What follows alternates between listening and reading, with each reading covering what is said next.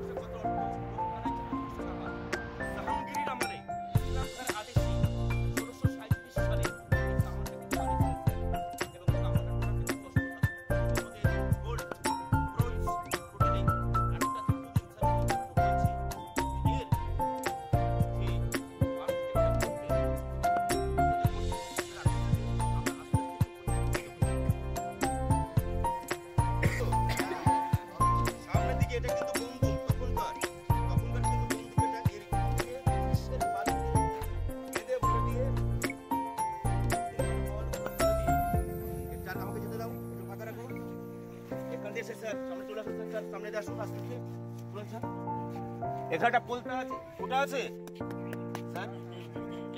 এখানে কিন্তু পোলতা থাকতো, যখন দূর থেকে মশাল যখন দেওয়া হতো, কিন্তু যখন ভরে দিয়ে 3 কিলোমিটার অব্দি যত ঘর বাড়ি সব ধ্বংস হয়ে যেত। কিন্তু এর কিন্তু 6খানা হাতিতে টাঙতো স্যার। 1 2 3 6 হাতি একদম স্যার। তখন মানুষ মাত্র কিন্তু এর ওয়েট 7000 কেজি। 7000 কেজি মানুষ কিন্তু টানতে পারতো না, হাতিতে কিন্তু টেনে নিয়ে যেত। এবং স্যার চাকা ছিল, চাকাটা পাশে নদীতে হারিয়ে যায়। পরে সেন্ট্রাল গভর্নমেন্ট পরে এটাকে বৃদ্ধি করে এটাকে বসিয়ে রেখেছে, ঠিক আছে। আর এই গ্যাপ এবং টার্গেট পয়েন্ট স্যার এই পুরোতে দেখুন স্যার, এই পুরোতে দেখা টার্গেট একদম স্যারকে এখানে গার্ড করে দিয়ে ওই টার্গেট পয়েন্ট থেকে ছবি একটা করে নিই, তারপর ওই টার্গেট থেকে দেখতে পারবেন স্যার। আপনি সামনে দিয়ে কেঁদে ভরে বল দিয়ে এই যে ফটো এটা এখন বন্ধ করে দিন। হ্যাঁ না না হ্যাঁ 1757 যে যুদ্ধ হয়েছিল পরিস্থিতি আপনার সেটা যায়নি, যুদ্ধের পৌঁছায়নি এইখানে রয়েছে। জাহানকোসা কামান দেখার পরে আমরা চলে এসেছি কাটরা মসজিদে। আর এই কাটরা মসজিদ সম্পর্কে যে ইতিহাস সেটা আমরা শুনে নিই এখানকার গাইডের মুখে।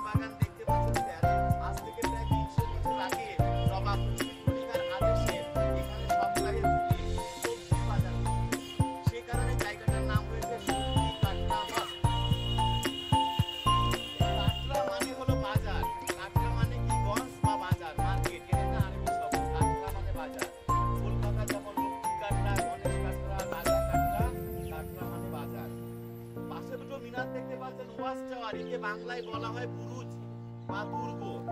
বাইরে থেকে যেন কোনো শত্রুপক্ষ এই মসজিদে আদায় করতে না পারে 24 ঘন্টা এর ভেতরে সৈন্য সামন্ত মোতায়েন রাখা হতো।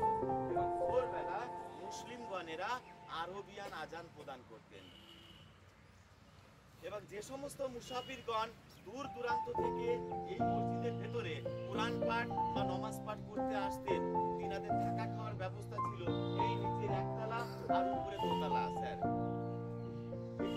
হচ্ছে মুসাফিরখানা বা গেস্ট হাউস বা ছাত্রাবাস। এক কথায় আজ থেকে প্রায় ৩০০ বছর আগে এই কাটরা মসজিদটা একটা ইসলামিক শিক্ষাকেন্দ্র হিসেবে ব্যবহৃত হতো। স্যার তাকিয়ে দেখুন দেওয়ালের গায়ে যে উল্টো টি দেখতে পাচ্ছেন, ইংরেজি লেটারের উল্টো টি। এই পুরো মসজিদের চারিদিকে তাকাবেন, এই উল্টো টি পরিলক্ষিত হবে। তার কারণ হলো আজ থেকে প্রায় ৩০০ বছর আগে কোনো বিদ্যুৎ বা কোনো কারেন্ট ছিল না, তাই কোনো উৎসব অনুষ্ঠানে নবাবেরা সোনার প্রদীপ জ্বালিয়ে পুরো মসজিদ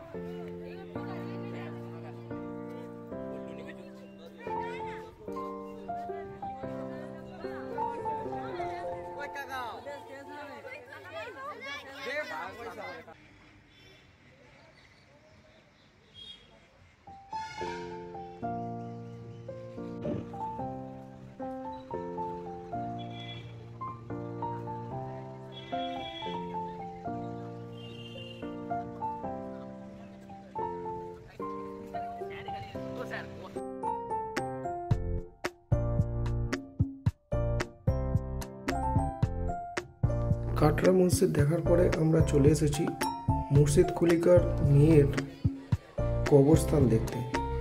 কথিত আছে এখানেই নাকি ওনাকে জীবিত অবস্থায় কবরে সমাধিস্থ করা হয়েছিল।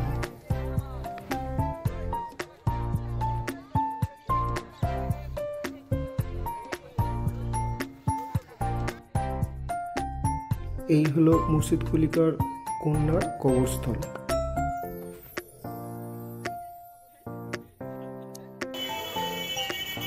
এখন আমরা চলে এসেছি জগৎ শেঠের বাড়ি দেখতে, এবং তার যে বাড়ির যে কারুকার্য এবং এর ভেতরের যে আসবাবপত্র বা অন্যান্য অস্ত্রশস্ত্র রাখা আছে এবং এক সুড়ঙ্গ আছে, সেগুলো আমরা দেখব। তবে তার আগে যেটা গুরুত্বপূর্ণ কাজ সেটা হচ্ছে যে টিকিটের ব্যবস্থাপনা। তাই প্রত্যেকের জন্য টিকিট কাটা বাধ্যতামূলক। আর এখানে প্রবেশ করতে গেলে টিকিটের মূল্য হচ্ছে পার হেড 30 টাকা। টিকিট কাটা হয়ে গেছে, আমরা সবাই ভেতরে প্রবেশ করে গেছি। তো চলুন ভেতরে আমরা কি কি দেখতে পাবো সেগুলো দেখে নিই।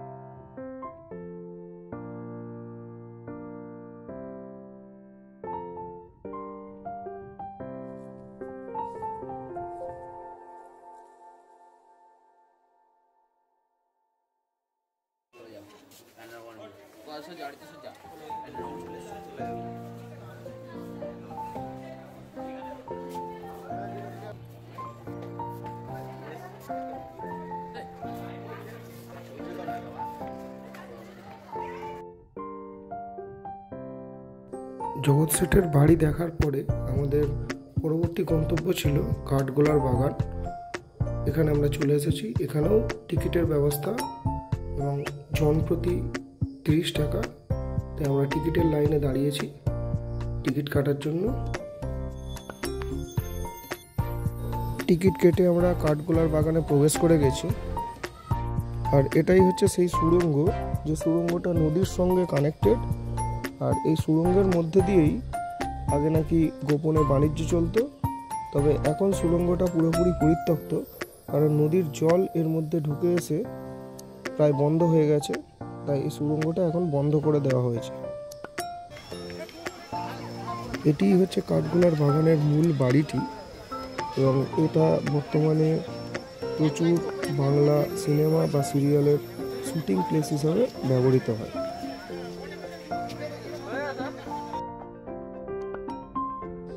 বাড়ির লাগোয়া এই পুকুরটিতে বাড়ির সদস্যরা স্নান করতেন, এবং এখানে যে মাছগুলো আছে এরাও বাড়ির সদস্যের মতোই ছিল। এবং এখানকার যে মাছগুলো, এগুলো মারা গেলে বাড়ির সদস্যদের মতোই এদেরকে কবরে সমাধিস্থ করা হয়। এখনো অবধি সেই রীতি কিন্তু প্রচলিত আছে।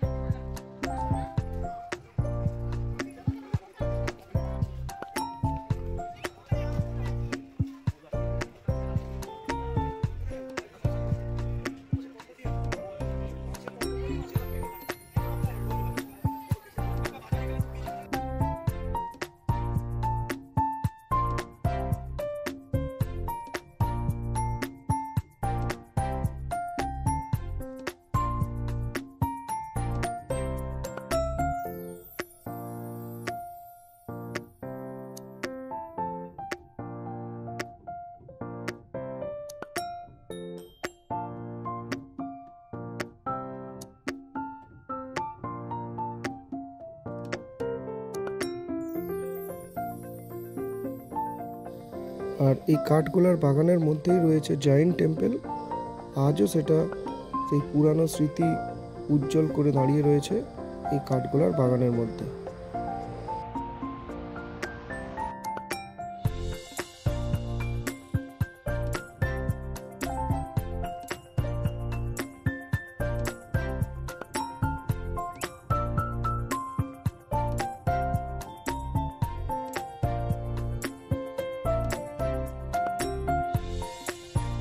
কাঠগোলার বাগানে এলে অবশ্যই এই গাছটি দেখতে ভুলবেন না। এটা চাঁপা গাছ এবং দেখাই যাচ্ছে যে এর মাঝখান থেকে অর্ধেক চলে গেছে, নষ্ট হয়ে গেছে, কিন্তু গাছটি এখনো দাঁড়িয়ে যাচ্ছে সেই অবস্থাতে। আর এটা বেশ পুরানো একটা গাছ এবং সব থেকে পুরানো এই বাগানের গাছ এনাদের গাইডদের কথা অনুযায়ী। অবশেষে দুপুরের লাঞ্চ সেরে আমরা চলে এসেছি হাজারদুয়ারি দেখতে। এই হচ্ছে সেই হাজারদুয়ারি, যেটা মুর্শিদাবাদের সব থেকে বিখ্যাত একটা স্থান। মানুষ মুর্শিদাবাদে আসে অ্যাকচুয়াল হাজারদুয়ারি দেখতেই। সেই হাজারদুয়ারিতে আমরা উপস্থিত হয়েছি। আর তার চারিপাশের এই যে পার্ক এবং হাজারদুয়ারি, চলুন সেটা আমরা ঘুরে দেখে নিই।